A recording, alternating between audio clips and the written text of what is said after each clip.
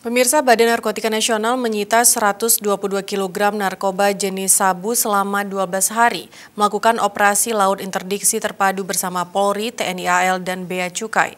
Barang bukti didapatkan dari sejumlah kawasan perairan yang ada di pantai timur Pulau Sumatera dan Sulawesi.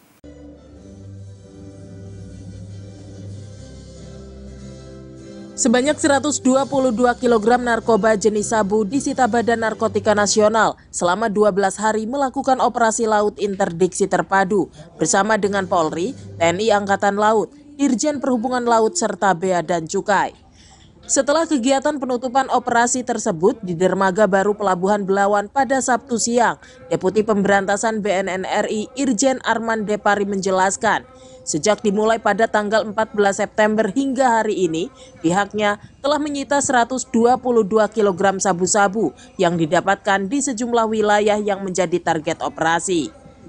Total barang bukti didapatkan dari wilayah pantai timur Pulau Sumatera, yaitu di Kepulauan Riau, serta di kawasan laut Pulau Sulawesi karena memang pihaknya menargetkan daerah operasi di sekitar Selat Malaka, Selat Makassar, Laut Sulawesi, dan Kepulauan Seribu. Barang bukti dibawa para tersangka menggunakan kapal motor yang akan masuk ke wilayah perairan Indonesia. Seluruh barang bukti ini semakin membuktikan bahwa pelabuhan-pelabuhan kecil menjadi tempat transaksi dari para pengedar dari jaringan internasional untuk memasarkan barang haram ini ke wilayah Indonesia. Arman menambahkan, dalam operasi ini pihaknya menurunkan 15 kapal patroli dan 388 personil gabungan dari lembaga terkait. Barang bukti dan tersangka, yang pertama kita lakukan penangkapan di daerah Sulawesi menggunakan laut sebagai transportasi dan juga melalui Selat Sulawesi.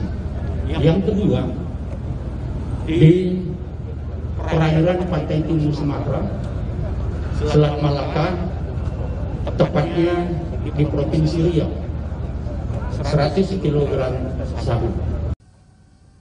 Setelah operasi ini, BNN dan lembaga terkait akan memperketat kawasan rawan penyelundupan narkoba melalui jalur laut di sepanjang pantai timur Sumatera yang selama ini banyak dilakukan oleh jaringan internasional asal Malaysia, Thailand, dan Tiongkok.